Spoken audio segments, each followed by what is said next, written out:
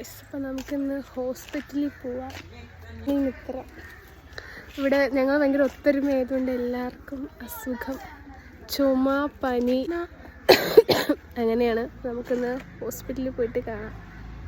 അങ്ങനെ ഫൈനലി ഞങ്ങളുടെ ഓട്ടോ വന്നു. ഓട്ടോയിലുള്ള ആൾക്കാരെ കാണുമ്പോൾ നിങ്ങൾ വിചാരിക്കും കല്യാണത്തിന് പോലുള്ള ആളുണ്ടല്ലോ എന്ന്. പക്ഷേ ഇവരെല്ലാവരും ഹോസ്പിറ്റലിലേക്ക് കേട്ടോ. കുറേ പേർക്ക് വയ്യായ്മ, പിന്നെ കുറച്ച് പേര് കൂട്ടിരിപ്പുകാരും. അങ്ങനെ ഞങ്ങൾ ഹോസ്പിറ്റലിലെത്തിയതാ. പ്രീ ചെക്കപ്പൊക്കെ കഴിഞ്ഞിട്ട് അവിടെ പിന്നെ കാത്തിരിപ്പായിരുന്നു ഡോക്ടറിനെ കാണാൻ വേണ്ടിയിട്ട്.